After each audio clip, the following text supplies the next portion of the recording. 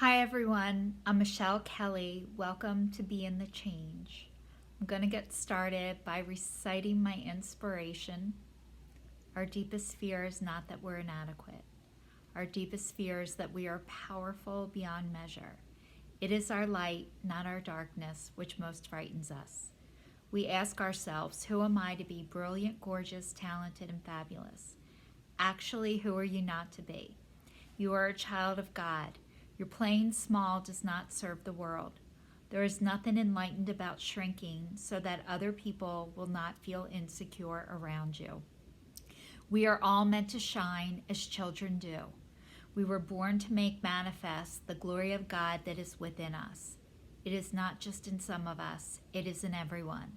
And as we let our own light shine, we unconsciously give others permission to do the same. As we are liberated from our own fear, our presence automatically liberates others. Marianne Williamson. I'd like to say welcome to everybody who's watching me for the first time, and welcome back, and thank you to everybody who's been watching me and who has been on this journey with me. I stated in 2019 out loud for my New Year's resolution that I was breaking up with fear, I was breaking up with shame, and I was breaking up with guilt. And I reported back to you guys that it was not breaking up with me. And I was giving you kind of my experience with it. And I've been reporting lately that it is breaking up with me and it is releasing me. And it's a lot lighter, which is awesome because I've carried this for so long. And I was talking last week in my video about my son Angelo and how it was his 26th birthday last week and what a gift his life has been to me. And it was one of the scariest times of my life, and it has brought me the most joy.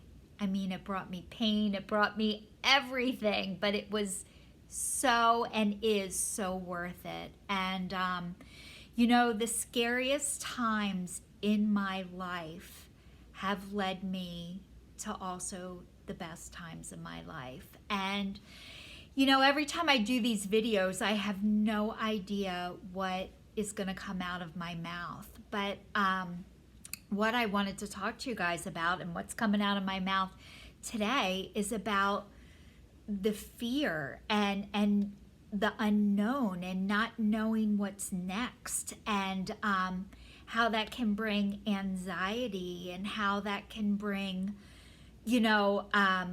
almost like being paralyzed, like not being able to move. And, I've been listening and reading books. I realized the best way for me to learn is by listening.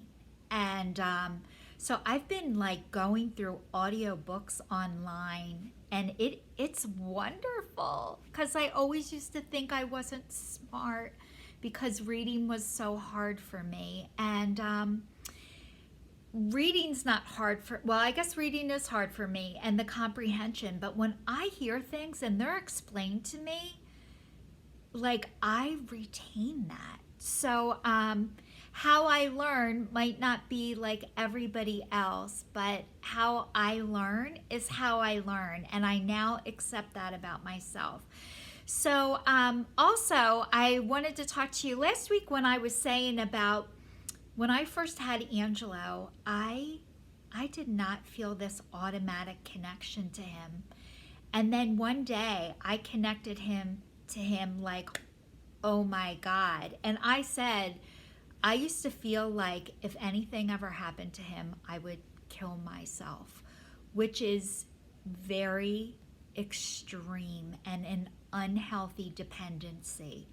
Although in my mind, that was love. And what I didn't realize, what I was doing with him and to him was placing all of my happiness, my well-being on top of a child.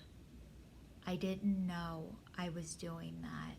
And what it did is it harmed and hurt him, and it harmed and hurt me too. Although that wasn't my intention and I wasn't doing it to harm or hurt him, but it doesn't mean that that didn't happen.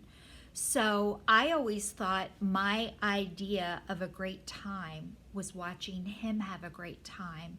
And what I didn't realize is what I was teaching him or showing him that he was responsible for my happiness. And that was a hard, heavy load to carry. And I remember a time that I went into his bedroom. He like overslept. And I went into his bedroom thinking, oh my God, is he dead? So like, not he's sleeping. I go to the deepest, darkest place where I would stand on top of him to see if he's breathing.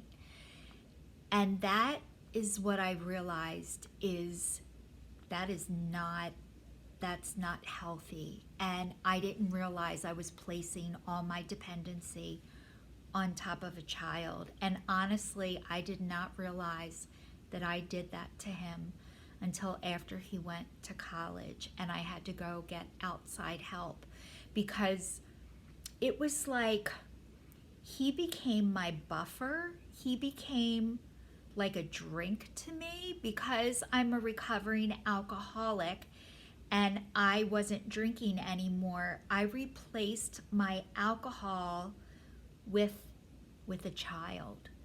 And honestly, when I was doing that, I had no idea that's what I was doing, and that's what I did. But we are still healing from that.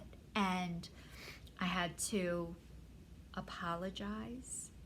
And the best way I know how to apologize is by my actions. And what would have made Angelo happier was if I was happy already, not telling him, if you're happy, I'll be happy.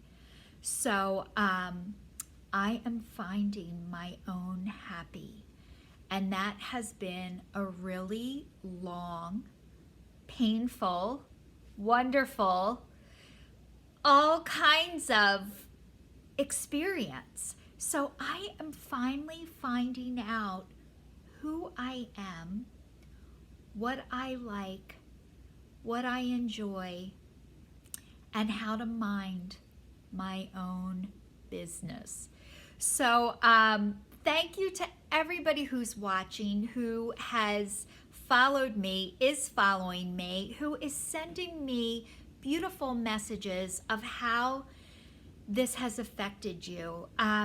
You know, I feel like I'm supposed to give you guys these messages, and who they affect is none of my business. It is not up to me to decide who this helps, but it is so nice and wonderful when you guys reach out to me and let me know that this is helping you.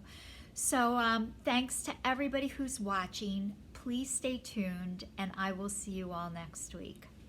Stay safe.